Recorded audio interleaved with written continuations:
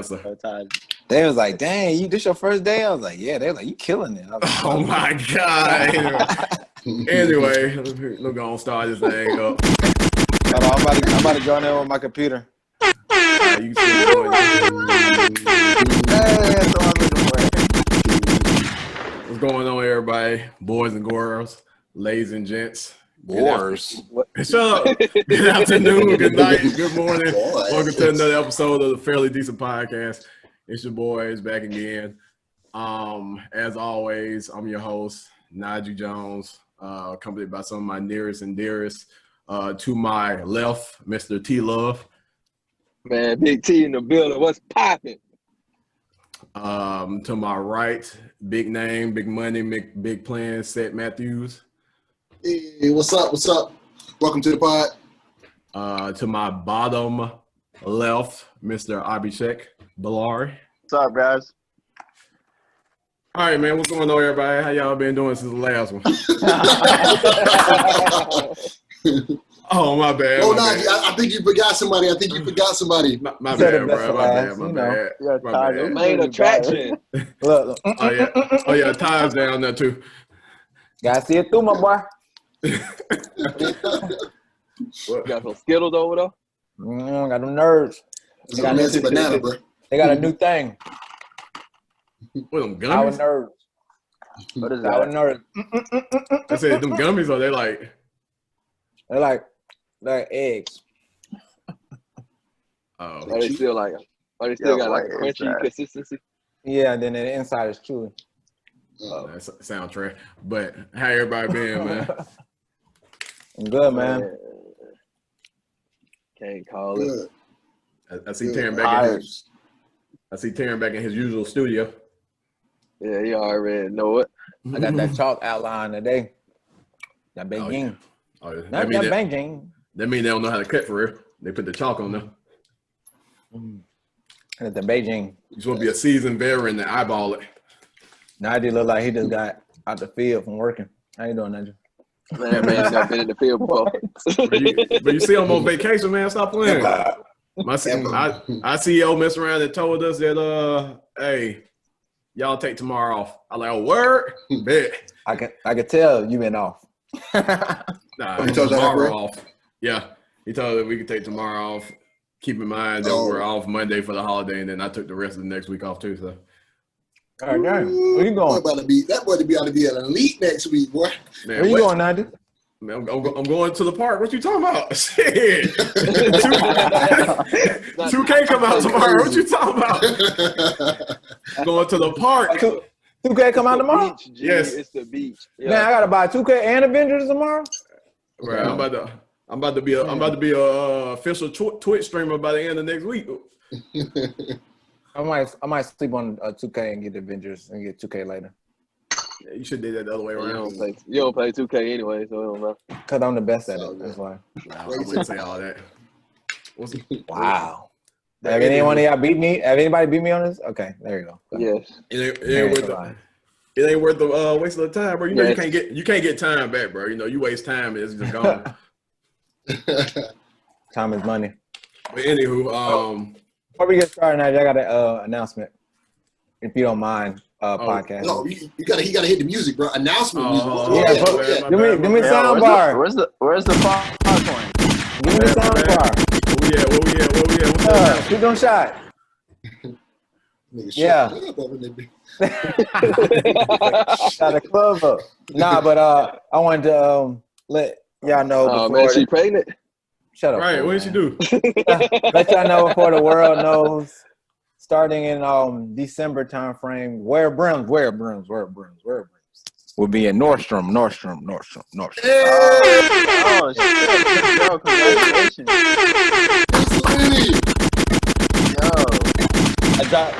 You heard it here first. You heard it here first. You got the exclusives.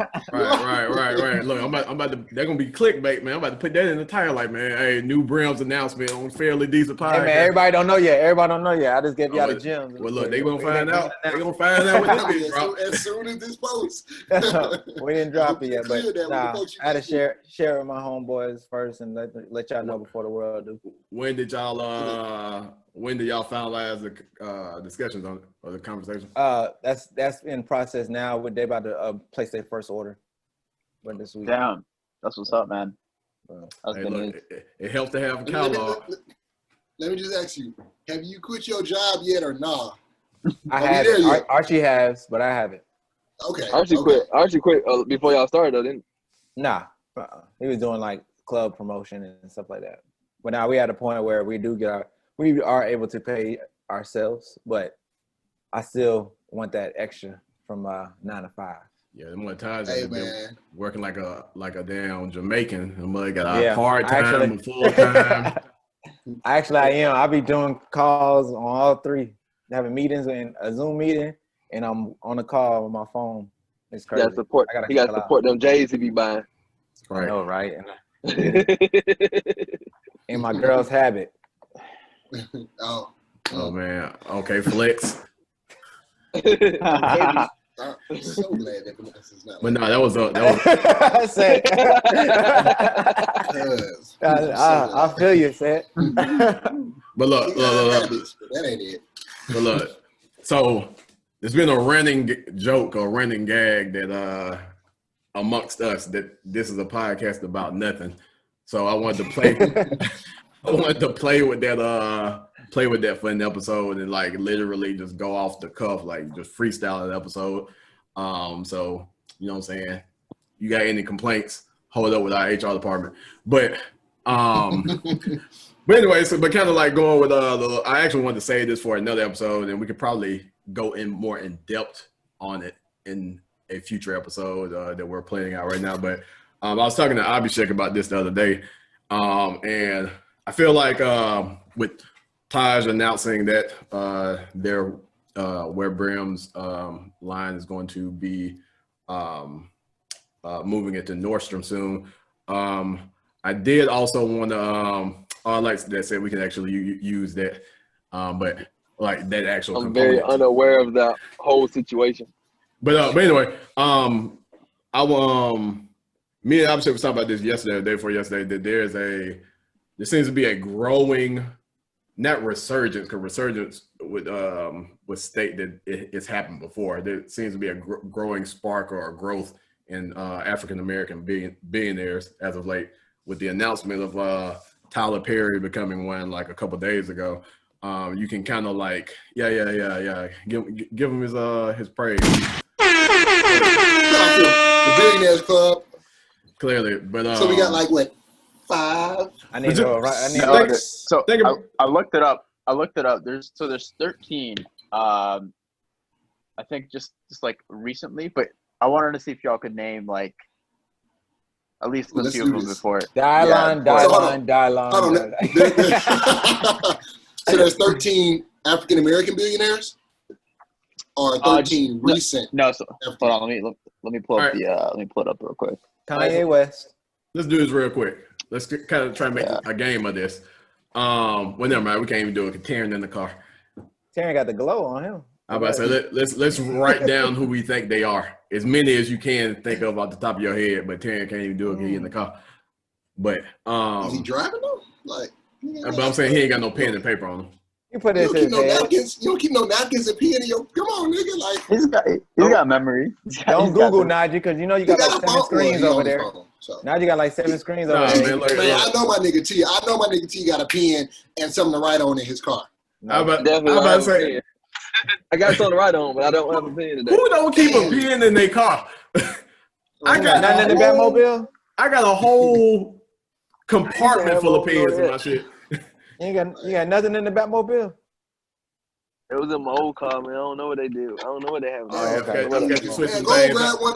Go grab on your daughter's crayons out the back seat, bro. I know they back there. Look, I forgot you switched some things out like Birdman. Somebody done hit me up, bro. That's crazy. That's crazy, bro. But but we can still like just go off the top.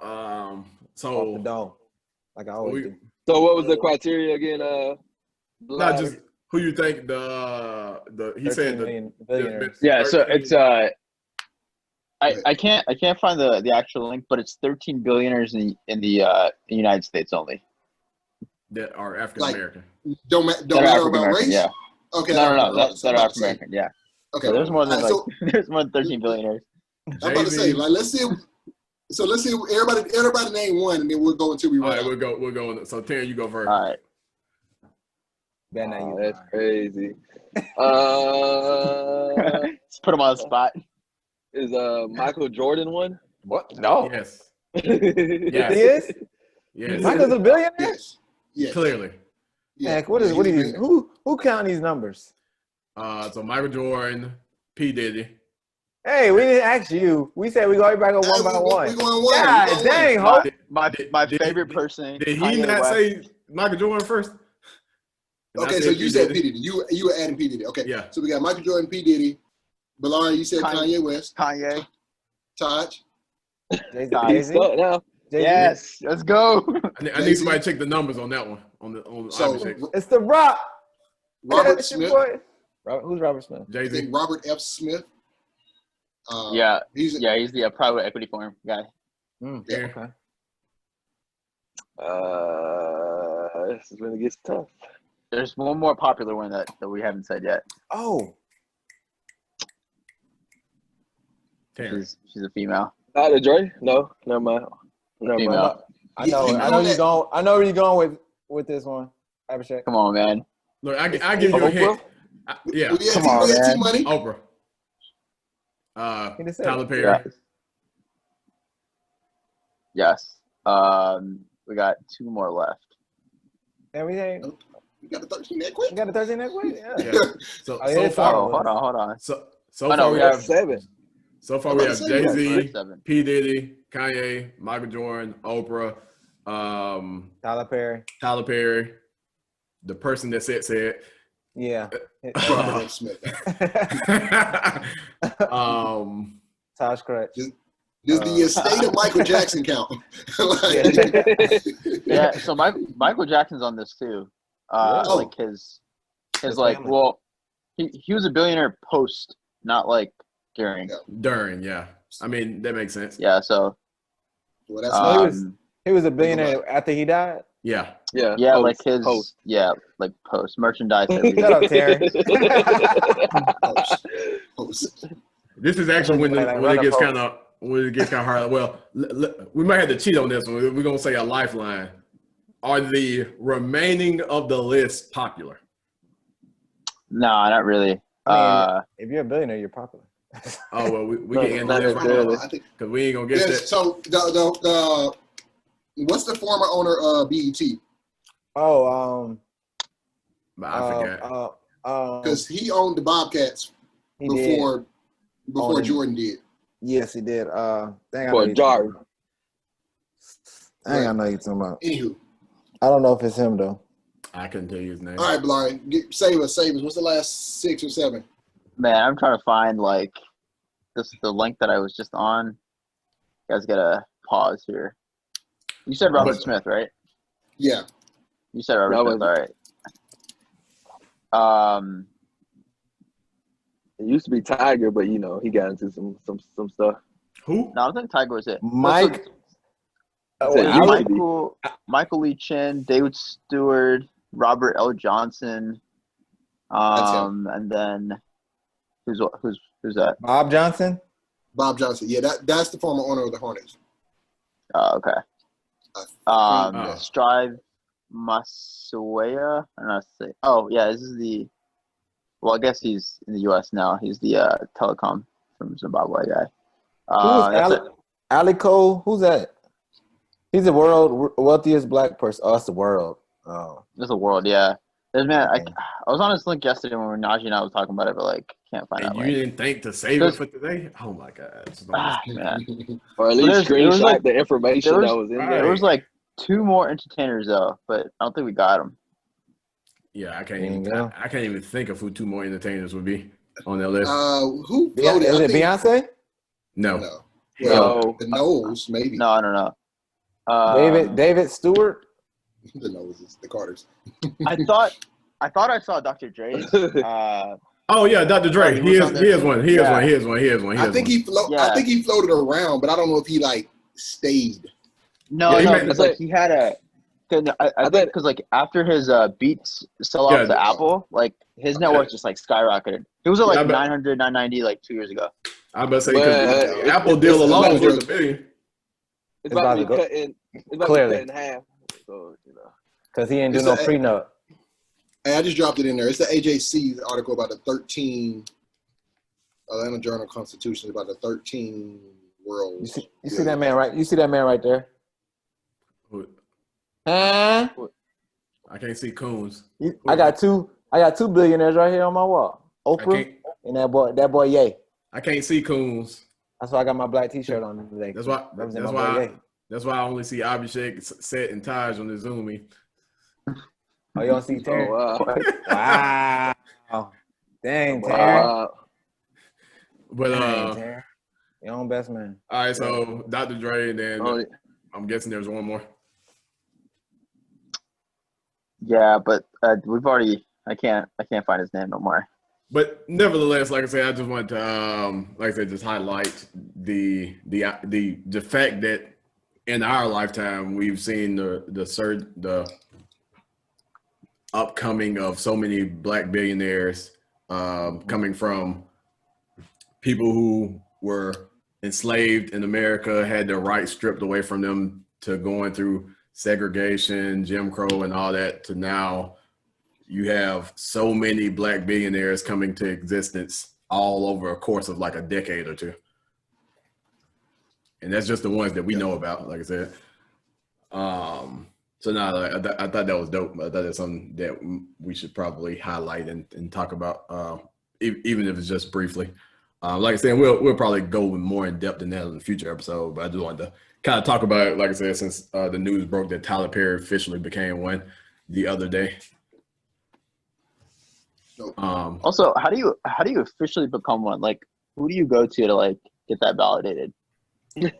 Orbs, like who does that? I think Orbs just makes the list, man. They need to run through my background. I think I might be up there. Cap. Missing a couple billions. Or my old MacBook. That's why I save my money. I got an old MacBook. So, kind of shifting gears. What'd you say, Terry? Oh no, it's time. I said that's only a couple grand for a new MacBook. If you get top of the line. Right, a couple grand, not $8 grand. How many trillionaires are there in America? 0. There's about to be one. They said Bezos is maybe the first one nearing it. And that's in the world or ever? He's at 200. He's at 200 billion, but like whatever his estate. Yeah, he's projected to like he'll hit it first if ever. It keeps going the way it's going. In America. Ever. God, the old times you. That's I think there's some context to ever. I think there were some people that were reportedly like. I feel like it's years ago. Yeah. Who had like different ancient empires and stuff like that, who are maybe not that far back, but reported to have like more. I heard 400 billion was the most ever. Yeah, but that's crazy. Ever what? Like ever to a person or a single person? Have you ever seen that video where it was like what Jeff Bezos makes like a pile of rice compared to us? Like they was kind of like comparing it to like rice and stuff. Like what's really? Yes. I seen that and I was like, oh my God, it really like, I guess $1 million or $2 million out of his pocket is like cents to us. So yeah, crazy. That's ridiculous. But I've never understood like the comparison between like net worths now versus like net worths in the past. I feel like as Elon went from like I think like 27, 28 to like the third richest man over like 3 months just because he holds a bunch of Tesla stock, and like Tesla stock went like crazy through the roof. So like I don't know if the guy back in the day with his ancient kingdom had the value of Elon or Bezos, Right. But you gotta keep like in mind. what is their version of holding a stock that is going to jump in valuation, or is it land, or is it how's it equal? Yeah. Probably land. Probably land and in their estate and other other right, like other civilizations, we'll call it that. Yeah. Right. Yeah. And owning people and all that. But They anyway, probably had gold Oh. too, like a lot like gold and stuff probably. Yeah, I thought you guys meant like Philip, property and stuff. just Oh, in you guys general. know that. Like where y'all going left? But look, I to change gears slightly. I know about this because I watch the Joe Budden podcast, but I didn't know this was an actual thing. But apparently there's a Joe Budden versus Charlemagne feud going on right now. I'm gonna start by saying, do anybody have any like background or know anything about this? Is it because he's leaving Spotify? It stemmed from that. I could go further in the detail, but it kind of stemmed from that. But do I thought anybody? they was cool. I thought they was friends. They are. But so basically, so to kind of like give you some background for the people that don't know. So Joe Budden, of course, former rapper, famous podcast, pump it up.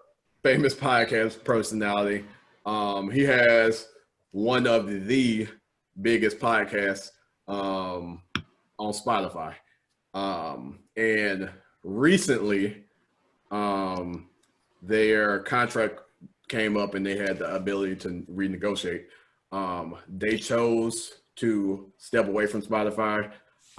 They turned down the offer that Spotify presented them because they had other plans or they have other opportunities that they want to venture down. And upon that news breaking that Joe Budden turns down Spotify deal, a lot of famous people and outlets kind of basically shunned him for it. Basically talking down about him, saying that he blew this big opportunity that he had and just kind of like talking negatively before they even know the reasoning behind why they turned down the deal. Because it wasn't because they fucked up and they like fucked up the deal. It's because they literally turned down the deal because they had they didn't see it as they felt as if they had a better opportunity to do something else if they don't accept that Spotify deal, because I guess Spotify deal one wasn't good enough, because you see people like Joe Rogan who gets these big Spotify deals, whatever, and they felt as if their deal in comparison probably wasn't where they felt as if they lied in the whole checks and balances. Or My thing did he have another deal lined up? Say again? Did he have another offer on the table, or did he just like leave Spotify? We don't know yet. Did he go to Apple Music instead? Oh, okay. We don't know yet. Like, it literally just happened this past week, or this. Gotcha. Well, my thing is, what does it matter to everyone else what they do? Right. That's their decision. Right. Like it's literally as soon as affecting you. As soon as the news broke, that's when like people just broke out with their opinions, this, that, and the third. One of which was I think it's just people offering their opinion, Taj. I think that's just commenting on what the news of the day is. Gotcha. Right. Like if you hear certain things centered around certain topics and certain individuals, the stigma something to talk about that you may have towards those individuals can paint a narrative before there's even a narrative. And then, if you see some online, then it just blows up, becomes a big thing. But one of which, like I said, was Charlemagne the God. He talking about Leonard. Did he make him donkey of the day? That I don't know. Seth probably speak on that. Leonard. Knowing I don't know. Knowing Charlemagne, he probably did. But like I said, Let's get Joe Donkey today.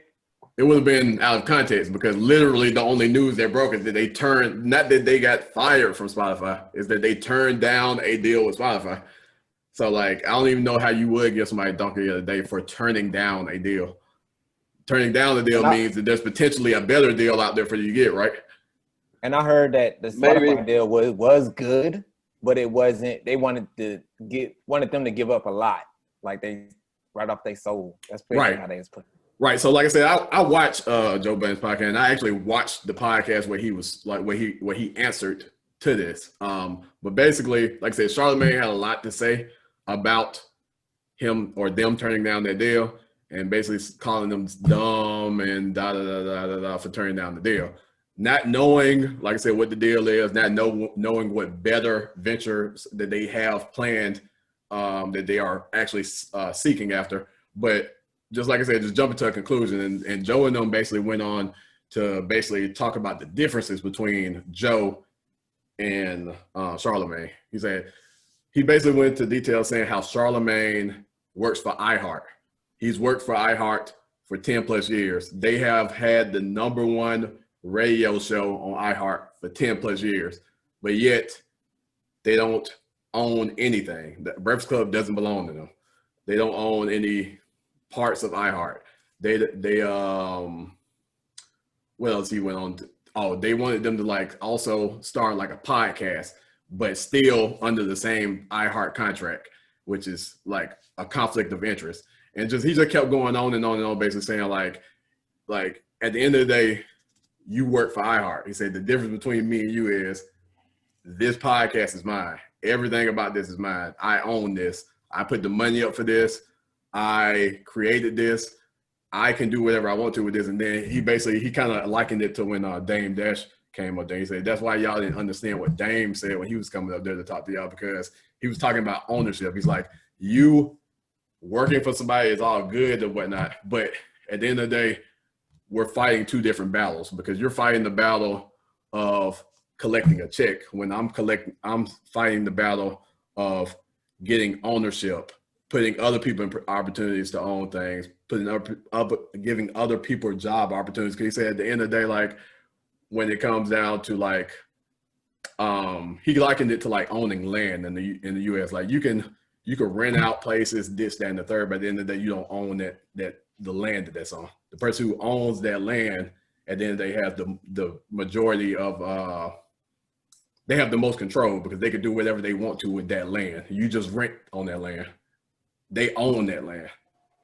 And that's kind of like how he was trying to paint a picture of like, we're fighting two different battles. You're saying that you're throwing out a conclusion, or you're writing a narrative of something that you don't know. You assume that we turned down, or that we lost this opportunity because we burned the bridge, this and the third. Like, no, we turned down this opportunity because we had a better opportunity ahead of us, and we were only using Spotify for analytics, because they were saying that the Spotify deal, what they were doing with it was the reason why they actually turned it down is because they're trying to take podcasting as a general to new heights.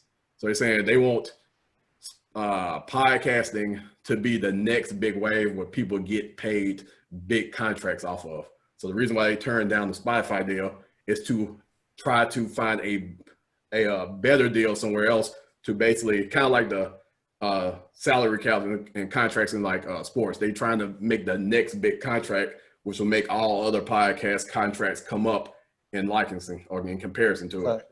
So they're trying to be like LeBron James and start it all, and then everybody just follow after that. That's what you're saying? Right, because they're saying like with Joe Rogan's deal, Joe Rogan got paid this, but now since Joe Rogan got paid this and everybody considered Joe Rogan's the best podcast, now only everybody under Joe Rogan can only get paid so much, because Joe Rogan is the quote unquote cap ceiling. But if you blow away the cap, now there's a new ceiling to go after. Trying to get that Pat Mahomes deal, dog. So they probably don't have a deal yet, but they're looking for one. Kind of, pretty much. I don't know. My thing is, I sometimes feel like Joe, yes, it's Joe Budden's podcast, but he does have people that's around him, like Rory Parks, and Parks. I wonder, do he have this discussion with them, or he just say, no, that's not what we're doing? No, they probably talking. No, they are. But at the end of the day, did he, whatever he decides, is that where he gonna go with? Do he really take their opinion in consideration? Yeah, I mean, all I know is from what he says, and from what he says on the podcast, like it's although his name is front and center, there's nothing that he does with that podcast without consulting the rest of them. And he said that was a group decision. And he actually, like I said in the episode, he said something that I thought was interesting, and I can completely see it actually happening in real life. He said when they turned down that Spotify deal, then Spotify tried to be, I guess, shady, and they tried to secretly meet with other members of the podcast that offered them their own podcast, and they all turned it down. So they tried to meet with Parks, Rory, Maul, like, hey, we'll offer you whatever. My thing is, if you come do your own podcast separate from Joe. My thing is, how do you try and meet and try to meet with somebody? I feel like some of them met with them. You can't try and meet and get an offer. That means you got to be in that room. They ain't gonna. My only question is, they ain't gonna throw the offer from the first time. They're not gonna throw it right off the phone call. By, hey, we want to offer you this. They want to have that sit down discussion. Hey, G, my only thing is, how come you ain't hit on Spotify yet? We next. We'll take his own deal, dog. We'll start there. We'll settle for the Joe deal. right. We'll take whatever y'all offer him. Najee, we're just gonna bring you. Najee, I'm sorry, fellas. This is my last day. They just want me. Najee ain't going to fight for us. That's messed up, man. But I think one of the things that also came out, so big thing there was like you said, the Dame Dash, like they went viral maybe like a year and a half, 2 years ago. That interview that he did on the Breakfast Club where he got like slandered for. He was a bit extreme. He was a bit extreme in his presentation of it, but you're talking about Dame Dash, so it makes sense. Right. I ain't never worked for nobody a day in my life. I ain't worked for nobody a day in my life. So you mean to tell me you was moving drugs when you first started? You weren't moving drugs for nobody? I ain't never worked for nobody. My drugs. That's the clip notes. That was so timely. Yeah. He was like, that was the clip notes. He was like, if you got a boss, you might want to say he your daddy. I was like, whoa. Pops. But he was trying to say own some shit. But that's what he was trying to say. Jay-Z is never mind. But anyway. You said that, daddy. Let breathe, bro. Yeah. Because if we blow up too much, I don't want Dame coming at me. You know what I'm saying? So you tearing. I'm like, that's him. What? If we go up that much to where Dame listening, then we got some good problems on our hands. So I ain't mad. Right. But I think the biggest thing Dame was saying was like own some shit, and I think that's what Joe Budden was saying that they did not get. It's like, hey, yeah, you collecting a $300,000, $400,000, $500,000 a year, $1 million a year salary from iHeart. But if they want to fire you at the end of the day, they can fire you. Right. Joe can't be fired. He can not have contracts with people and stuff like that. But his podcast is his intellectual property. He is his crew's intellectual property. They have the rights to it. They have the marketing to it. They already have the fan base, the loyal following. That's their property, if you will. They can't be fired. So that's the benefit of ownership. And to kind of give some background on that and why Joe is, in my opinion, Joe is so knowledgeable on that particular subject that Seth just said, is because anybody that knows anything about Joe Budden's like his history, like I said, after he moved on from rapping, he actually joined a somewhat similar structure than what his podcast is right now, called I think it's called Daily Struggle, and that was owned by Complex. So he worked for Complex for we're gonna call it a podcast, but it's called Daily Struggle, I think it was called. And Joe was what was it called? Everyday Struggle. Everyday Struggle. And Joe was the star of that. So it was similar, very similar to Joe Budden podcast, but it was owned by Complex. And eventually Joe did fall out with them, and Joe walked away from the show. But because he did not own it, he couldn't take it with him. Academics said that Joe was controlling. He wanted to control his money and Academics' money. Academics said that Joe went to them and was like, I need to know how much Academics going to be paid, and we need to negotiate depending on how much I get paid. That's how much I need to pay him. That's what Academics said. But I don't know. It's probably true. I mean, it's probably true. I don't know the background about that. And then Academics said he was trying to fight to keep Joe on, but Joe he didn't feel like Joe would do that for him after the end of the day. But and that's how they fell out. But it was, and correct me if I'm wrong, it was Joe's show. I I don't know if he was the headliner guy, if you want to put it like that. Like he was the star grabber to bring. He brought probably the views and everything like that. I feel like. Well, when I say it's Joe's show, let me get some context. I think Joe brought the idea of the show to Complex. Oh, I don't know. Yeah, that's a good idea. I don't know. I'm not sure on that. But because it was owned by Complex, the actual IP of Everyday Struggle, when he left, the show stayed with Complex. It didn't go with Joe. That could be possible. But he could have a lawsuit on his hand though. He can say, but that's I don't know if they have that in writing, but it's my idea. But I don't know. But I mean, if it's a show that's owned by somebody, it don't matter who idea it was. It's their show at the end of the day. So if I tell y'all a movie right here on the podcast, and then y'all go make that movie, I can't sue y'all for that. I mean, I think that's something different. I think unless you got trademark. Right. But like another show, like if I start a show and you bring me ideas and I use them ideas on my show, at the end of the day, they may be your idea, but it's still my show at the end of the day. So I would keep my show and you can keep your ideas and go on wherever you want to go. But that's different too, because if it was his show, same situation. I think another example, a good example of this would be the whole Viacom Nick Cannon Wild 'N Out thing, because Wild 'N Out, while we all know it to be Nick Cannon's show, I think the actual IP is owned by Viacom MTV. But I think the idea.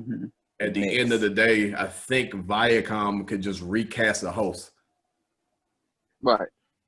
Yeah, but I don't think it'd be as popular as it is with Nick. Only way they can probably do that if they hire DC Young Fly to be the host.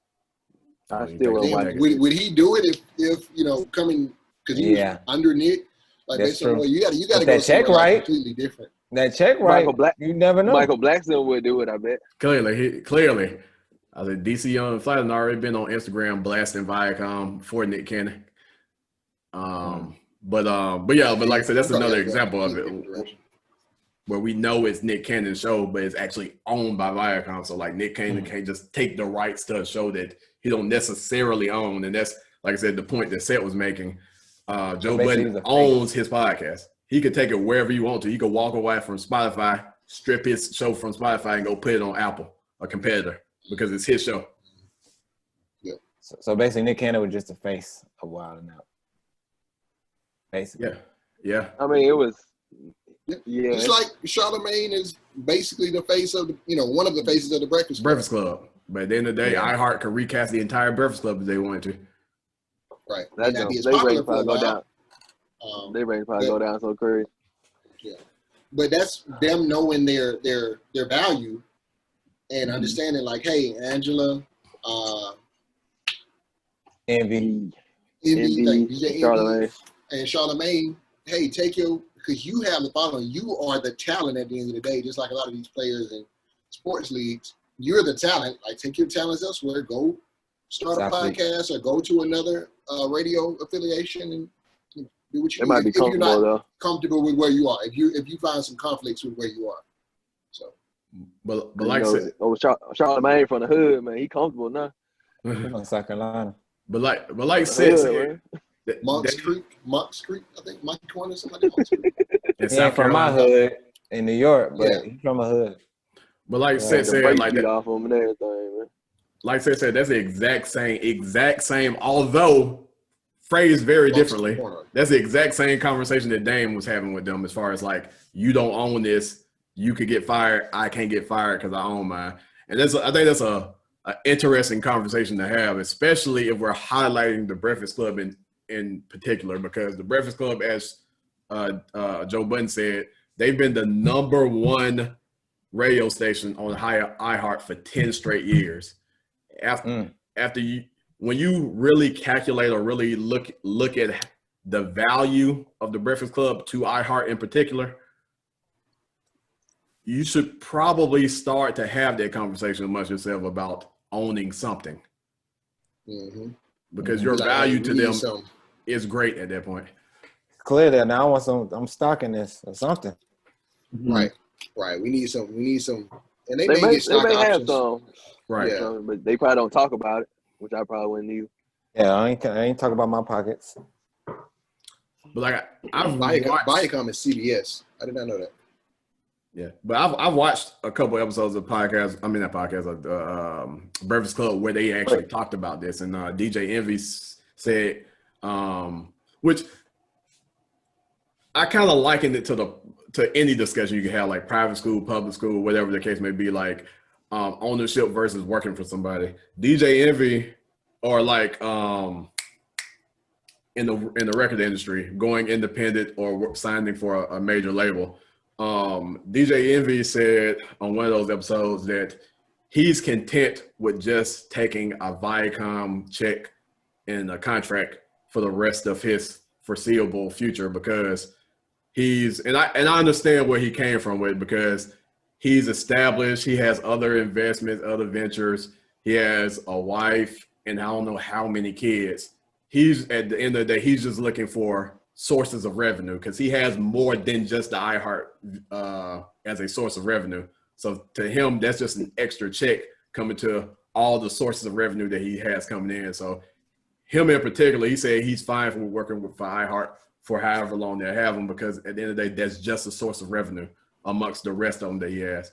Whereas people like Angela Yee, I've heard where she said she's ready to get out her Viacom contract. She's kind of ready to move on past the Breakfast Club. I don't think she has a lot of other stuff going on like that. I think she got a juice bar. She got other stuff going on.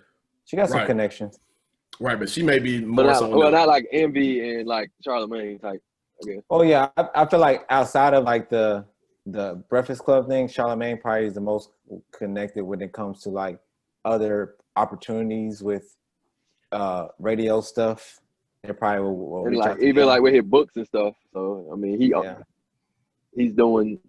So he probably like Charlotte. I mean, he probably like Envy too. Like, even though I get it, this just my little daytime job or whatever.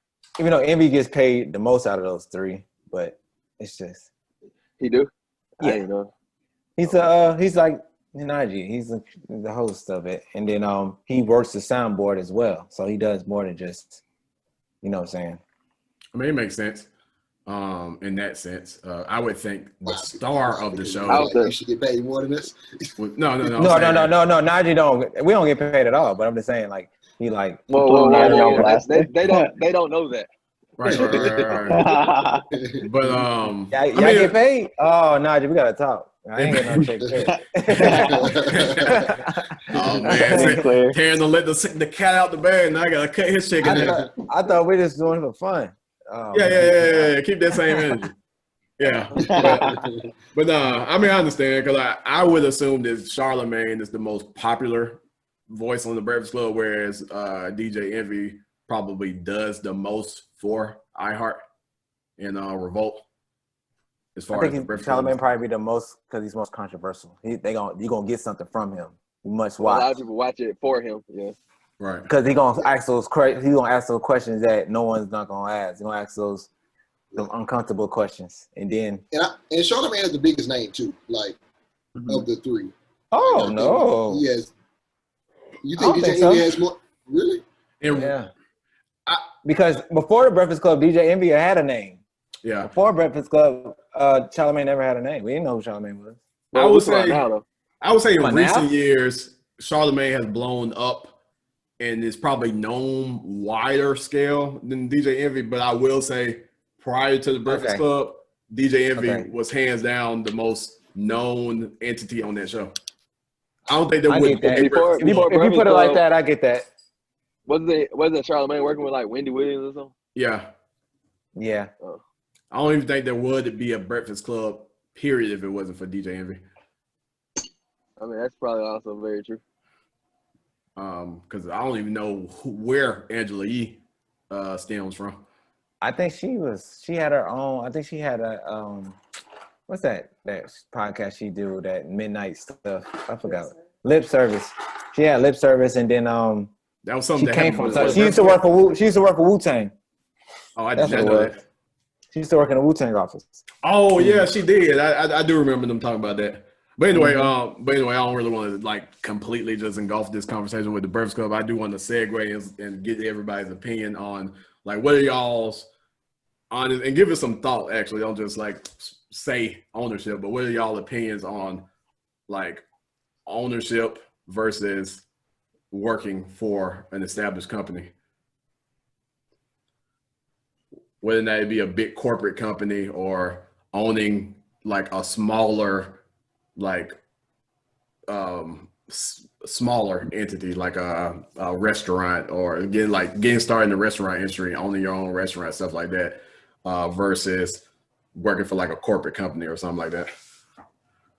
It matters about the bottom line, right? So like, well, for me at least, I think like if I'm making $1 million in my corporate job, but I'd only be making like 100K at a business that I owned, I feel like the $1 million would be a lot more beneficial. It's more valuable to me.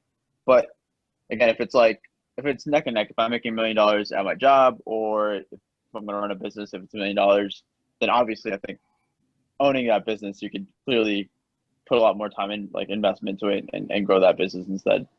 I don't know. This is the way I see it. It's like the bottom line right there. Yeah. Yeah. I do. Go ahead, T. No, you got it. You go ahead.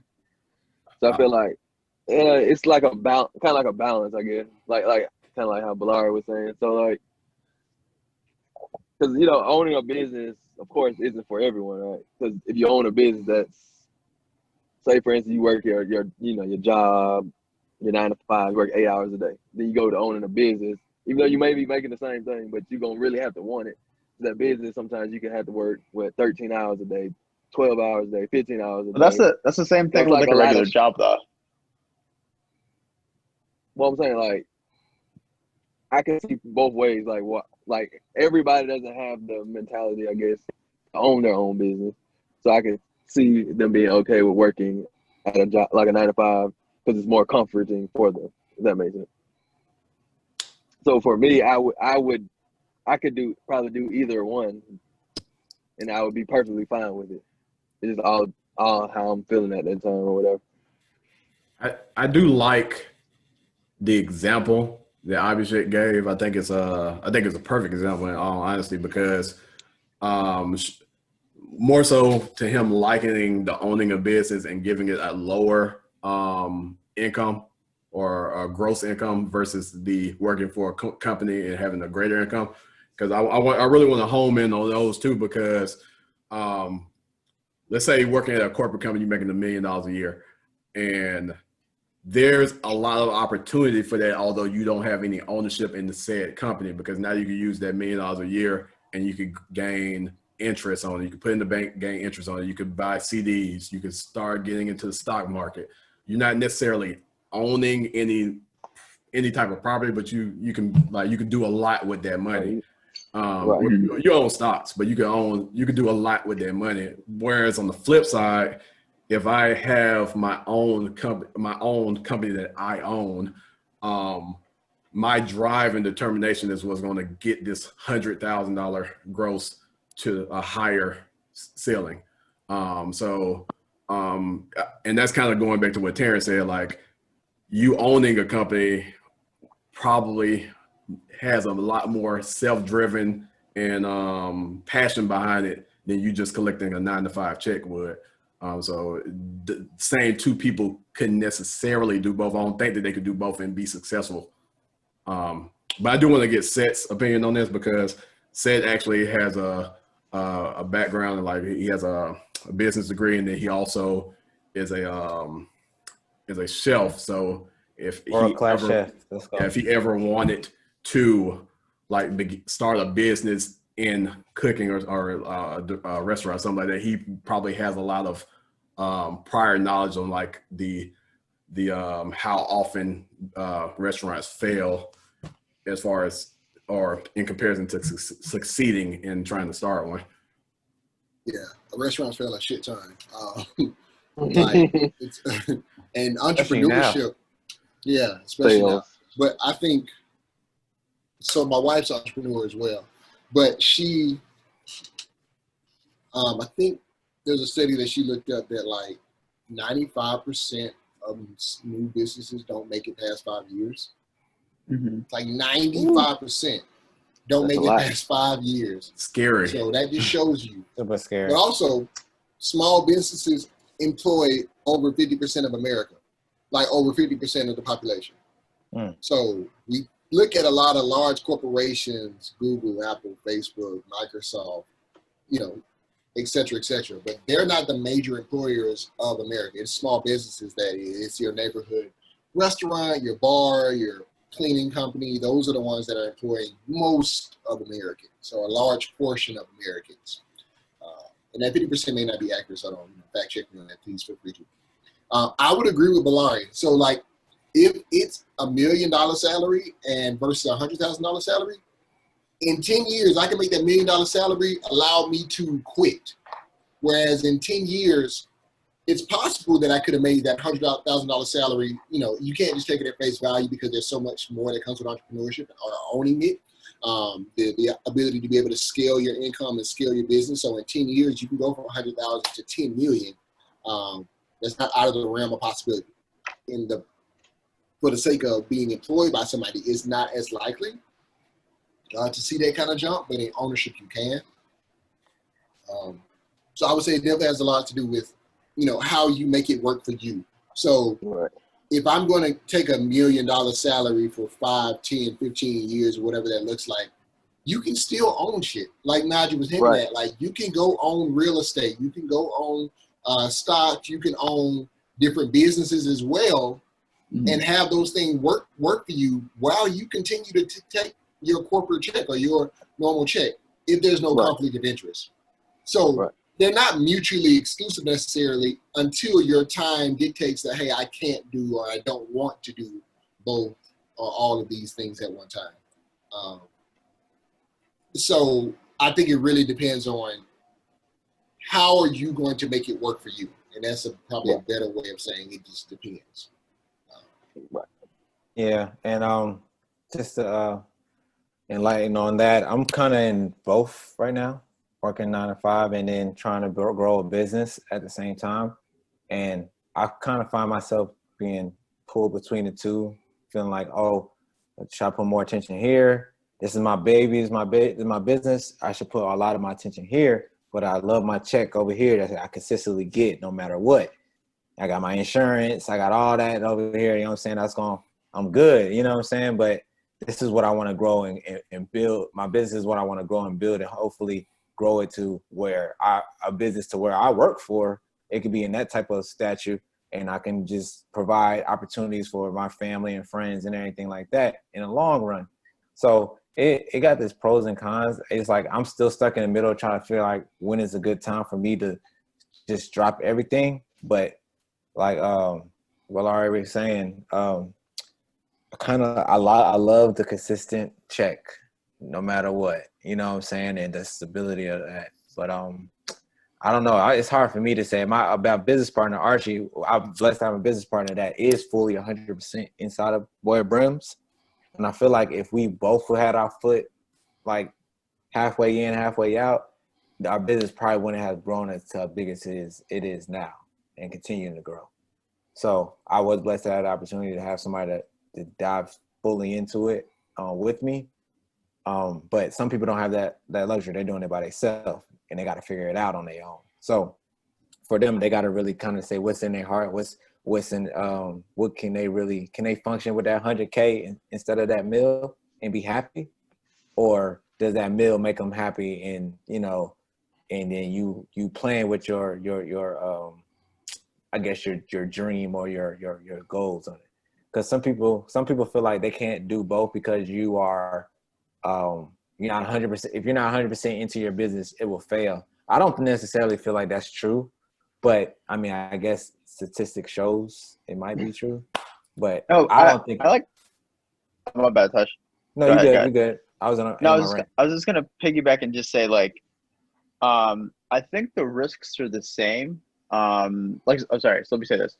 So the startup and the learning curve of having your own business might be a little steeper, but after you like get all that stuff sorted out, job versus just owning a business, I feel like the risks are the same. Like you could lose your job, you could lose your business. Sure. You know, you have to put, again, like, it's the same. Like, if you don't put 100% in your business, if you don't put 100% in your work, you still get fired. My Like, question I feel like to you for that is like, say, just what you said. Do you feel worse to losing your business that you started from the ground up, or being fired from a company that? Look, but I mean, I think I would feel worse for my own business. Look, I'm glad y'all went this. But both of it is like this. It's like both of them will, like, they're your fault, right? Like, if you didn't put. Well, I guess if you got the pandemic, I wouldn't necessarily say it's your fault. I literally thought of the pandemic. I was like, that's no one's fault.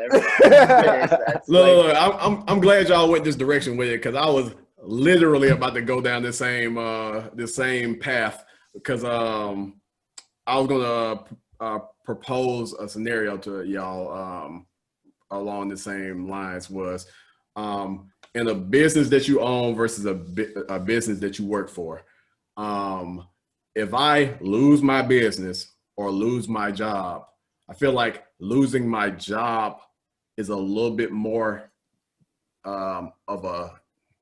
you have the ability to bounce back more from losing your job than lose your business. And the reason why I feel that way is because if I lose my business, then I lost my livelihood. I lost everything that I invested my money into, my time, effort, everything. I can't necessarily lose my business and say, all right, well, it depends on how much money you get, but I can't necessarily lose my business. Like, all right, I'm finna go buy that business now and do that one. Whereas if I lose my job, I'm still qualified to do this job. So I could go get me another job doing the same thing. I feel like recruiters or people that's hiring managers, they might look at a person that lost a business more than they would look at somebody that lost a job, because they feel like, dang, you have this business and you were sustaining this for this long, and things do happen, but you was able to grow this to the state that it was at.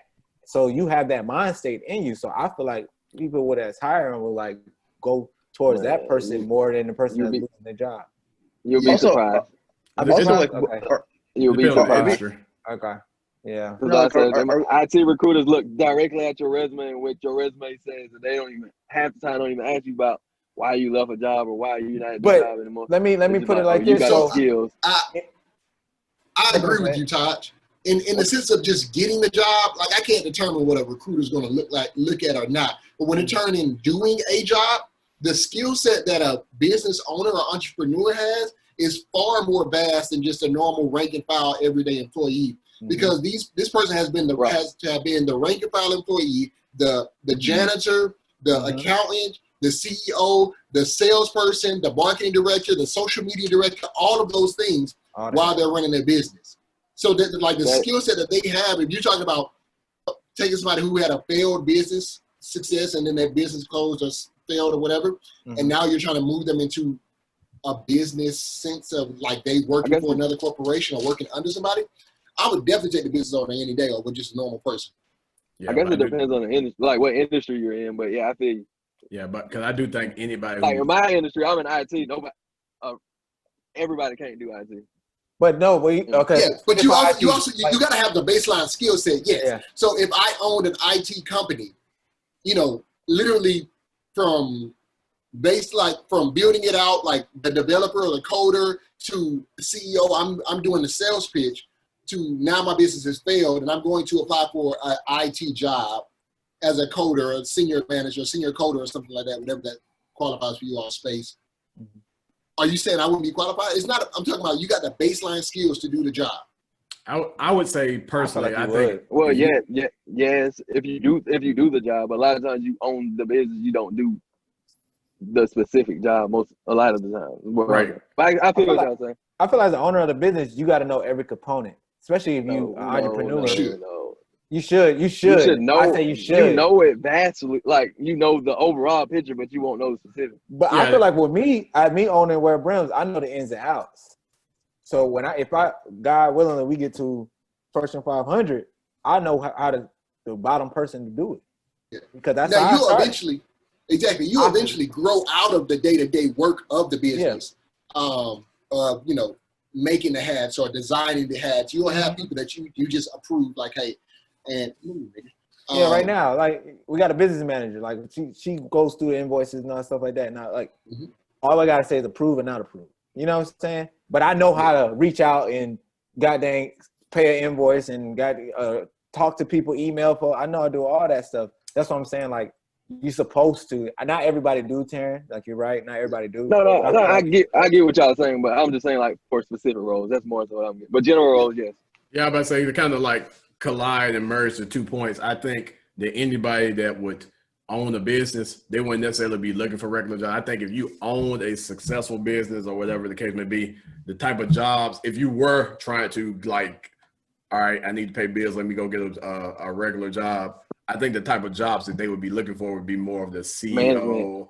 Yeah, CEO. Management, Man, listen, this is 2020. People Like, are trying to get whatever they can get. You're looking to run a company, not start at the very bottom again, because you know like you say, you know the ins and outs of a company. You know how to lead and make a business prosper. So you're going to be looking at more of those director-like roles.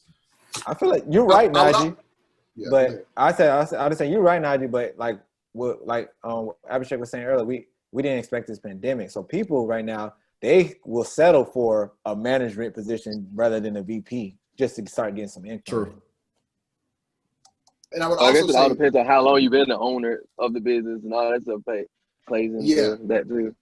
and I would say it also plays into so from kind of to Terrence's point he was trying to go on to make earlier, while you starting this business, so for those that started the business from the ground up, you probably have the skill sets to run whatever you're selling, to do whatever you're selling.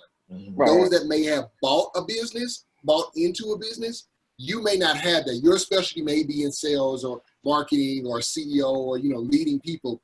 You may have just bought that business. But if you're starting from entrepreneur, I think you have the skill set to do the work. Okay, at so my point. At least to a certain extent, once you don't do the work anymore and you've been out of that work for a few years. I guess what I was saying is, like, say for instance, G, he's a programmer, blah blah blah. If he get fired today, they're gonna look at his skill set and he could probably be hired faster than you would, like the business owner who lost the job, because they're gonna have to. What if that business figure owner out what they want to do? own a type of like business just for that his skill set alone.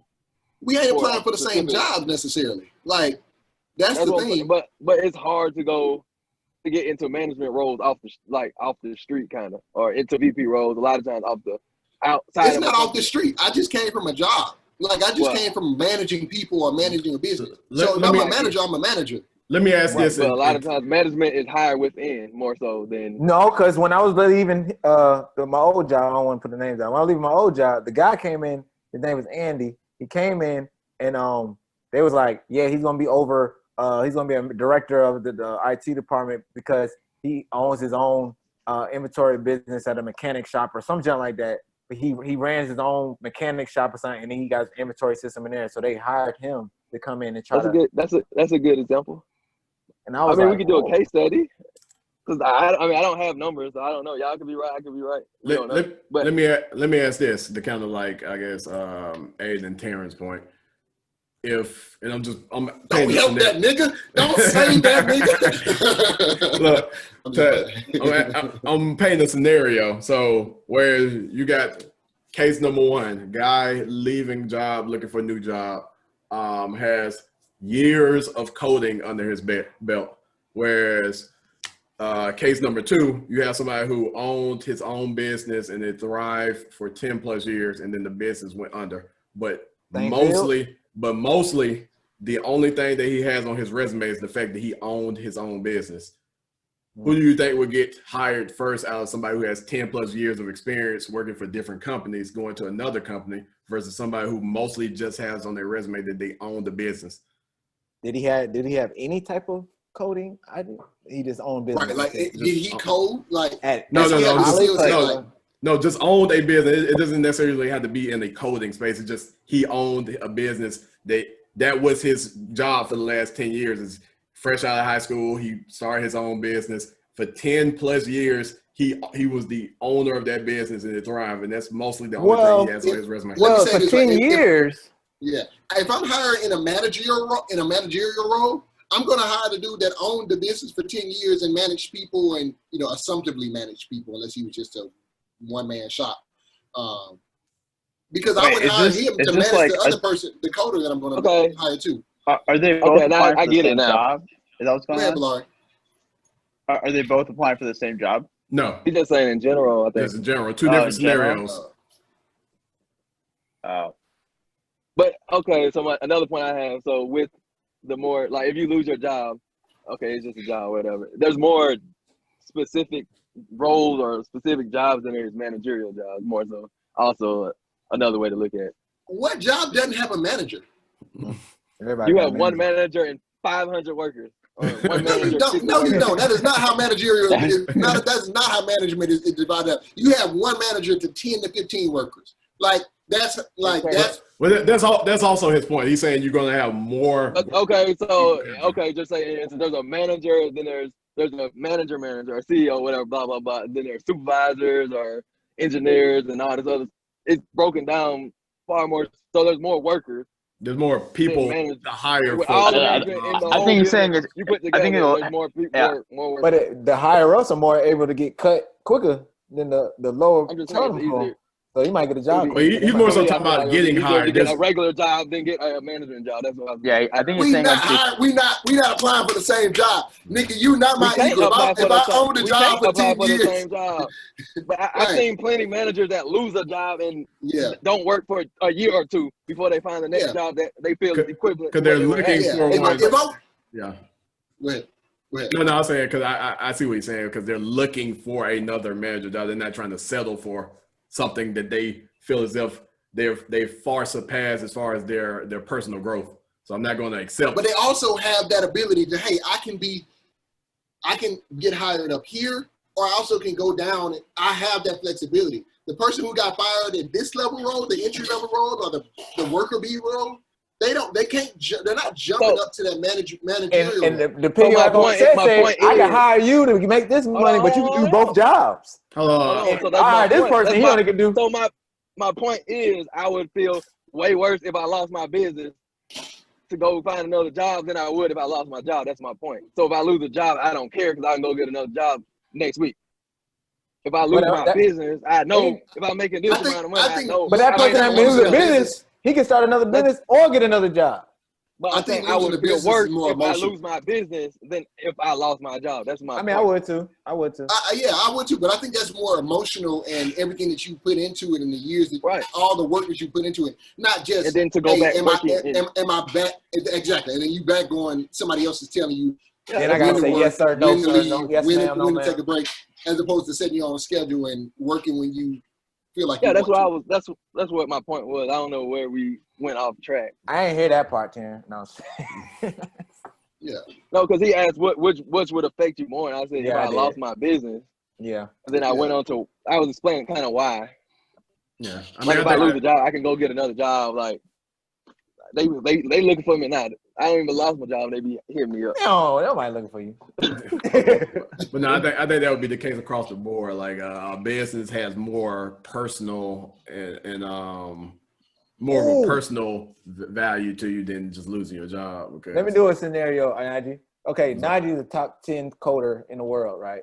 Why do I keep coming I wouldn't go so far to say that. I dibble and dab in the IT field, but I own my own business. I hear nothing that wasn't the truth yet. Listen, I'm just saying a scenario. Shut up. But so if we go for the job, who would they hire? What job? What job we talking about? It depends on what job we applying. We're talking about a manager of a IT department. Look, I have manager of an IT department on my resume, so. Listen, okay, we understand. We're not going to the deep. This is hypothetical speaking. We're just painting a picture. I'm just trying to. Wait, I mean, I think you pretty much done answered the question for us already. What? What's the answer?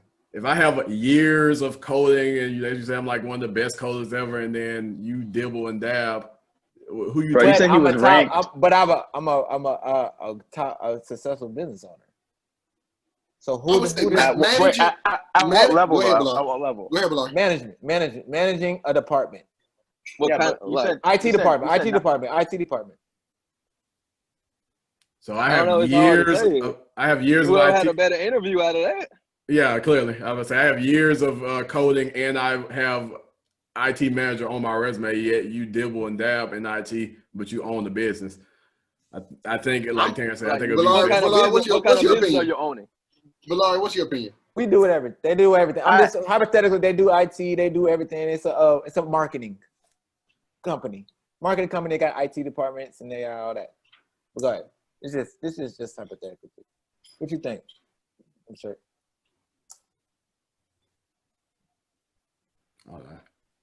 I think what Terrence said was on point. I mean, it depends. Like, you got managerial skills, and he has the tech skills, but tech skills may not really matter. I don't know. It could be a toss-up.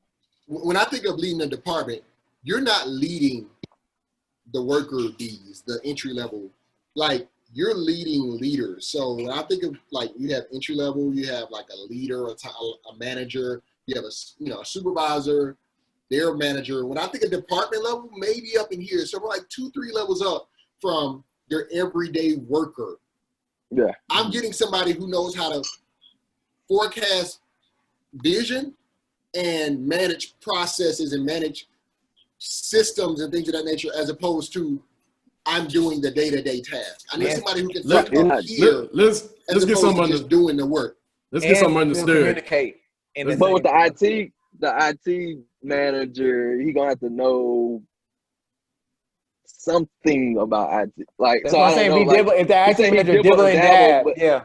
But that don't mean you. What are you dibble and dab? He doesn't know like the ins and outs of what the Najee person would know, but he knows the basics. You wouldn't be good for the job. You know what I'm saying? He knows the example you gave being IT in particular, they wouldn't be a good job. They wouldn't be good for the job because if you don't know IT like thoroughly, going out for an IT manager role. He don't know thoroughly, but he knows like the basics. It wouldn't work. Like, you know what a VPN is. You know what I'm saying? Like, I don't know if I ever seen an IT manager that wasn't like super into IT at one point in his life. Oh, listen, I'm not the best example. I'm talking about me. I have one. I haven't seen. I have a VP. Like, nothing. He just know how to manage the people that do know how to do. He's a VP of what? Of what is he? He's a CTO. Like that. Oh, well, never mind. Well, yes. I'm thinking about operations. Okay, so he's operationally how the organization works. IT department. But that's still, I don't know. Is he the IT manager? No, I have a manager, but he's above him. Blar, what were you about to say? I was gonna say, like, maybe we should pick a different example. Like, I was thinking through like a sports analogy. And I was thinking like, all right, like let's just say like on an NFL team, like a player's gets cut, right? And likewise, we have like I don't know, an equivalent of like Roger Goodell or some type of like owner person, some like management type of role person gets fired too. But they both end up applying for the same job, right? They're in the same field, same everything, but they both apply for the same job. Some like, back office team supporting type of role that they have. Roger Goodell get it. Right? Yeah, that's what I was thinking too. Like you'd have like, I feel like the back office of the people, like the football, even though the football person has played into day-to-day like operations of it, I don't think he'd get that job. Yeah. Well, yeah. That's why I said it all depends on the situation. Well, there are football players that are in back office jobs for sure. Yeah. Just like Steve Nash got the Brooklyn Nets coach job. Is that it? Well, hold on. Look. Let's not forget something. Like, let's get something very clear. Just because you own the business, don't mean that you are good for a management position. That's true. That is true. Because at the end of the day, Donald J. Trump was a business owner. That's true. Is he deserving to be president because he was a business owner? No. All right then. No, but I agree. I agree with you. But some people think like, oh, well, he did own the business. I know that was exactly why some people voted for him, because he owned the business and was seemingly a good business owner. No, he was not. Yeah. He was born into money. I say, like, just because you work in customer service don't make you a good customer service rep. You know what I'm saying? Like, at the same rep, like, just because you work in the field don't mean you're good at the job that you do. You know? Right. Yeah, everybody ain't called. Let me just say it that way. Everybody ain't called for whatever field. Right. So, yeah, like I said, that could go for anything. Just because you hold the title of somebody outside looking in sees you as being that. So, or like, oh, they're that. They may be able to be hired for that somewhere else. Yeah. But yeah, like I said, I think that was a good way to kind of sum up that point. I just had to mention Terrence's favorite basketball player, but go ahead. That's all. I mean, Jimmy's favorite player. We can lightly dab on that before we end the podcast. What do y'all think, for the people that don't know, about Steve Nash getting the Brooklyn Nets head coach job? I mean, KD probably pushed for it. Of course. They said Tyronn Lue was up for it. Pop was up for it. Who was up for it? Pop. Greg Popovich? Yes, and Tyronn Lue. A lot of people because he sold his house in Sacramento. Oh, I ain't know San that. Antonio. I feel like that was speculation more than. I feel like if Pop wants a job in the NBA, he gonna get that job. Right.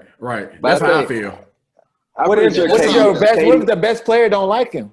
I think KD advocated I for. don't think it matters. Don't give a damn, nigga. We taking Pop over you, KD. Right. I think this is my personal opinion. I think Pop is the best coach of all time, personally. So, like, I don't think that. I agree. I don't think right behind Phil Jackson. Phil Jackson after him. Oh, he's in front of Phil, in my opinion. But like I said, both teams Phil got was there. They just needed him. They were there, and he won with him. But I think to kind of liken on set was what Seth said. If he wants a coaching job, he's getting it. Yeah. Like if Pat Riley wants a coaching job, he's getting it. Right. Or he wants a GM job. Aside from like Danny Ainge's job, in the Celtics, he getting that. Right. So because I feel like Eric Spo was a good yeah, you gotta give it up to him. Eric Spoelstra, a good coach. He's a good coach, though. Yeah, he's good. Yeah. Like it was easy to hate on him back then, but he improved his timing. He had no choice to elevate his coaching game, because as soon as he got in the seat, he had to coach them dogs. He had to coach them dogs. He was good then, though, but he didn't get the credit he deserved. I mean, we couldn't really tell he was good then because who was on the floor. You couldn't tell by how good his coaching. You couldn't tell how good his coaching was because he was coaching three. It's like Chuck Daly. More than that. Phil Jackson would have won 5-6 championships with LeBron, Chris Bosh, and D Wade. They would have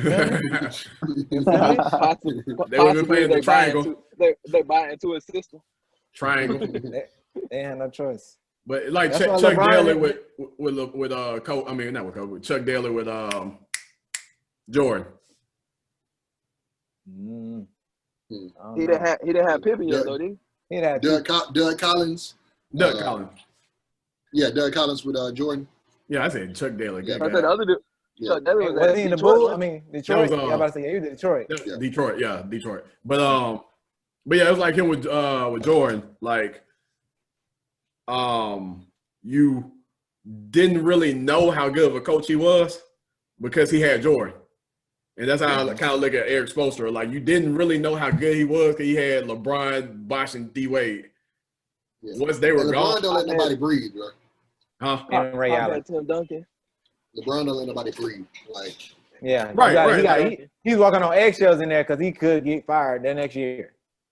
Right, but now that they're out of the picture, and he's still taking a somewhat really good Miami Heat team to the playoffs. Like, damn, you gotta give him his credit. Yeah, it's crazy though. This is the first time Pop didn't make the playoffs since the year before Tim Duncan was drafted. Garbage. 25 years.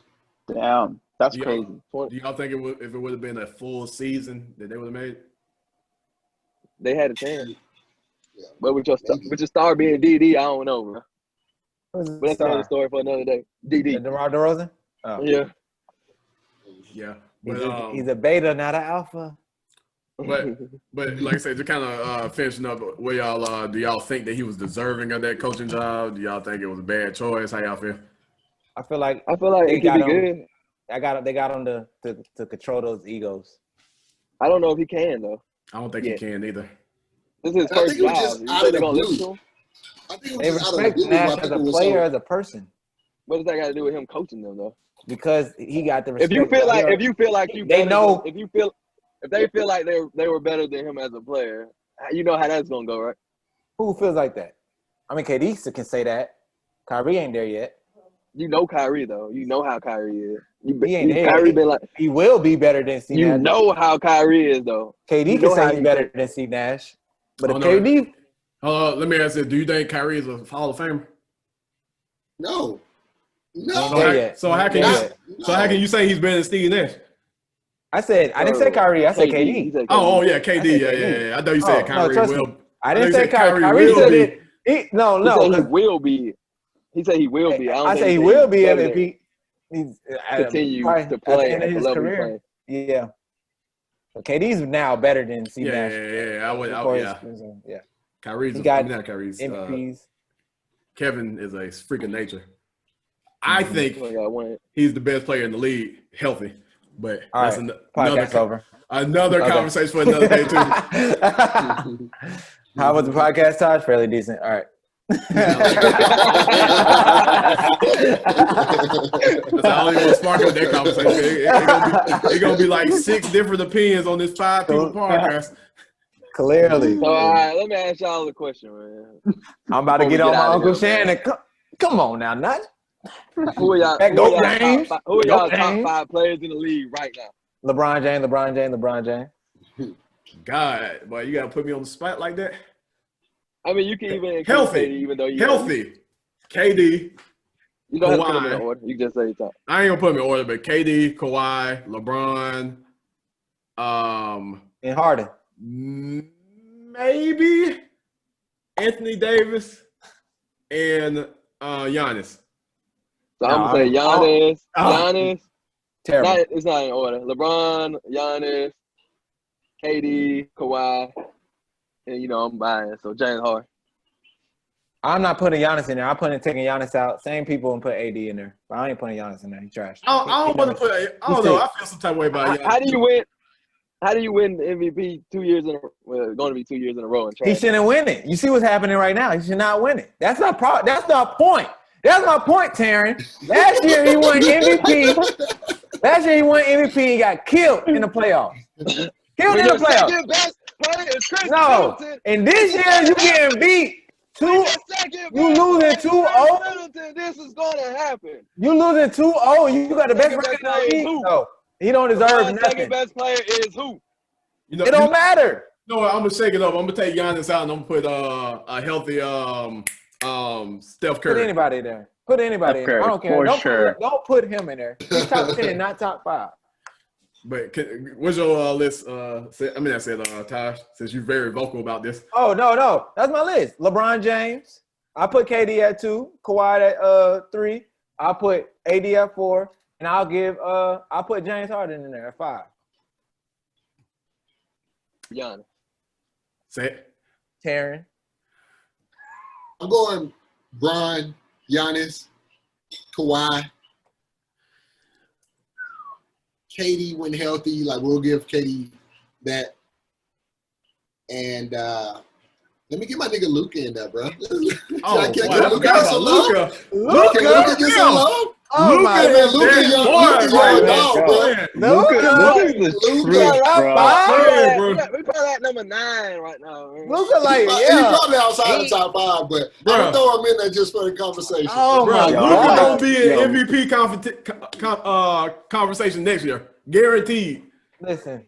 He probably will be. Yo, Luka's the truth, man. Next time somebody say something crazy like that, I'm walking off set. I'm walking off set. Next time somebody say something crazy like that, I'm walking off. Luka is something crazy? My boy Jay Hart first team every year. Go James. Go James. All right, but how you feel about it? All right, what's up? I'm sick. No, I like Seth's list, but I'm gonna take out Luka, put in Steph. Okay, That's cool. That's cool too. Especially because we talking about healthy Are you keeping out? Are you keeping out? I can't be mad. I can't be mad at you for Giannis. I would say you keeping out. You don't got Giannis in your top 5, do you? No, he said Giannis. Everybody has. I think everybody had Giannis. Giannis, Kawhi. Yeah, I took Giannis out. I think everybody's list. Yeah.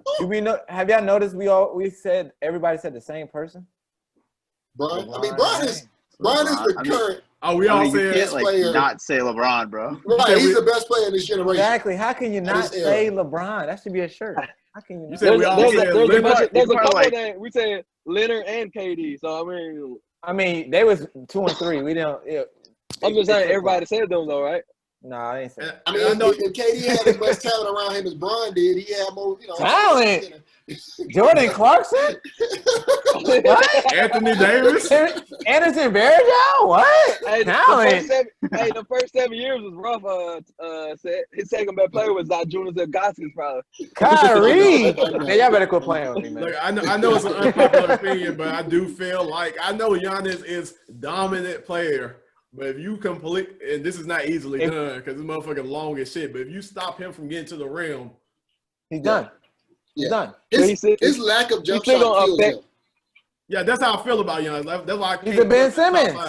Yeah. Because if you keep the game close, go ahead, Chief. So we talking about Ben Simmons. If Ben Simmons ever develop a jump shot, we're gonna need to revisit this conversation. Exactly. We're gonna need to revisit this conversation. But until then, top 5. Him and Giannis is in the backseat. They're the same. Because Giannis and Ben Simmons are highly similar, yet Giannis just does it better and just doesn't. He's just more aggressive. He's more aggressive with it. Well, hold on. Ben Simmons controls the offense a lot better than Giannis, I think. Giannis is more aggressive when he takes it to the hole. But I feel like Embiid being on the Sixers kind of takes away from Ben Simmons being. If they leave Embiid, Ben Simmons ain't going to the playoffs. It's like being on the twos court with a pure slasher in the paint piece. He can't Ben Simmons can't take them to the playoffs by himself. But if they have Ben Simmons, they probably get past the first round, or at least compete. At least don't get swept. They'll probably at least go to Game 7. Oh yeah, if they have both of them, yeah, they'll make it. They'll make it. All right. Before we get out of here, last question: Who wins the NBA championship this year? LeBron James and the Lakers. Nah, Giannis got this. LeBron James and the Lakers. Is not even gonna make it out the East. I'm sorry.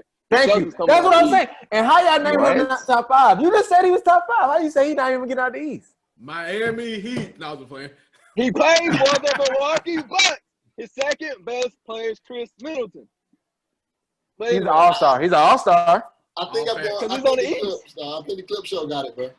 I'm with Seth. I think the Clippers. I think the Clip Show might take it. Yeah. Whatever. Seth is a Lakers fan saying that the Clippers are gonna get it. No, nobody not a Lakers fan. I'm done. Seth is a Hornets fan. I think the Clip Show, bro. How y'all not gonna say LeBron James ain't gonna win? Because the Clippers is the Lakers kryptonite this year. All right. In all honesty, it's gonna be conversation. You know what it is? It's gonna be the Rockets versus the Celtics. You know what? Y'all conversation been fairly decent lately. That's all right. It's been very fairly decent. That's all right. Yo, I love these puns, bro. Right. Who you got said? I mean, that's it, Taryn.